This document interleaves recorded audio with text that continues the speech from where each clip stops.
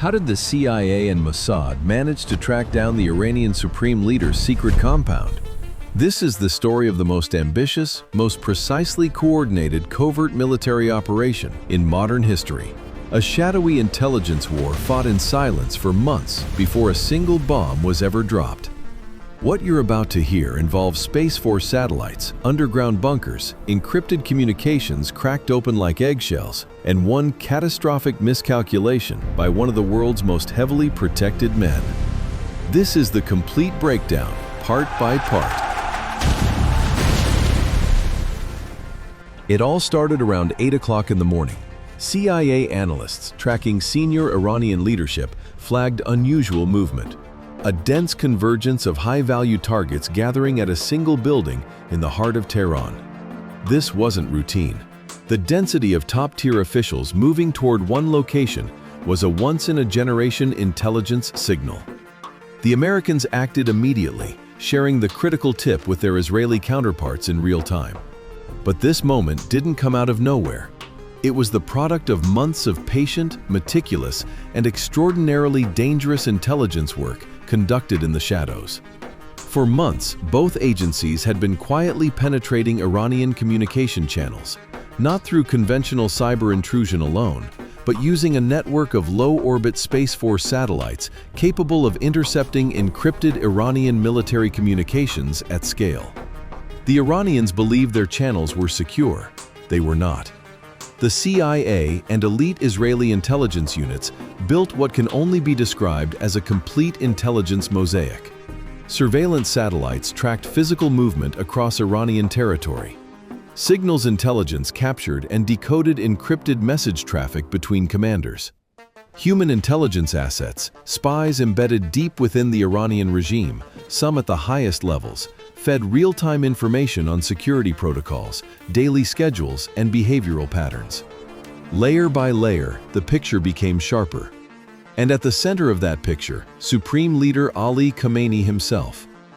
The critical breakthrough came when American intelligence identified a fleeting yet massive vulnerability.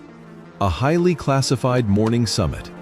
Top-tier Iranian military commanders, senior security advisors, and the highest-ranking political officials in the country were all converging on the heavily guarded Pasture Street compound in central Tehran at the same time.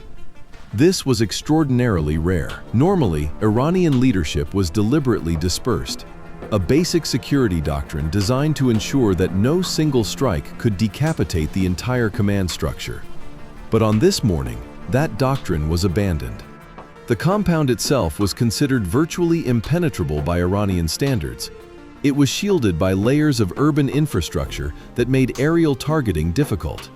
It was surrounded by elite, multi-tiered guard details operating under strict counter-surveillance protocols. And most critically, it sat beneath what Iran believed was an invincible air defense umbrella, including the domestically developed Bayvar 373 missile defense system and S-400 equivalent radar networks strategically positioned across Tehran and its surroundings.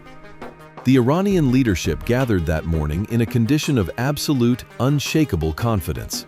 They believed no enemy could reach them. They believed their air defenses were impenetrable. They believed their location was secret. On all three counts, they were catastrophically wrong. Pulling off a strike of this scale is never as simple as launching jets and dropping bombs.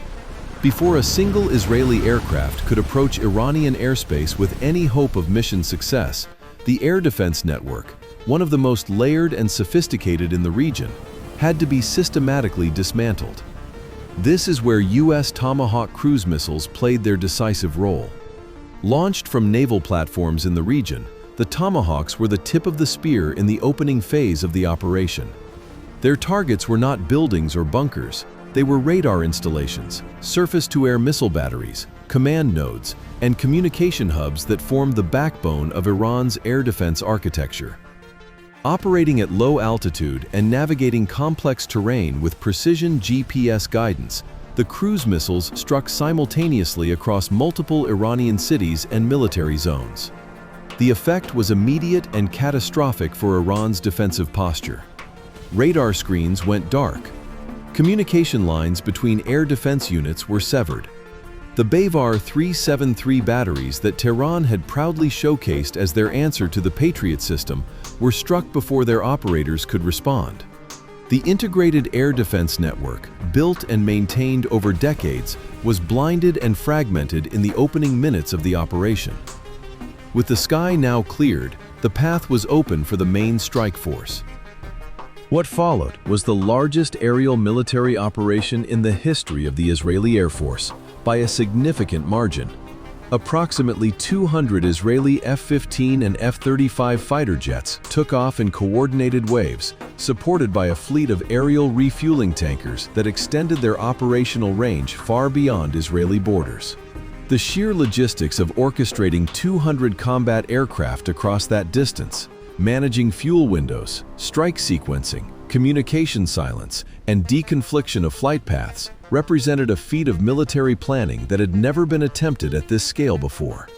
The Armada was divided into specialized mission sets. A dedicated squadron carried the primary munitions tasked with destroying Khamenei's compound. The remaining aircraft fanned out across Iranian airspace, each assigned specific targets from a pre-approved strike package that had been built and refined over months of intelligence collection. In total, the strike force attacked over 500 individual targets across Iran in a single, synchronized operational window. Ballistic missile silos were destroyed. Command and control facilities were leveled. Military infrastructure that had taken Iran decades and billions of dollars to build was obliterated within hours.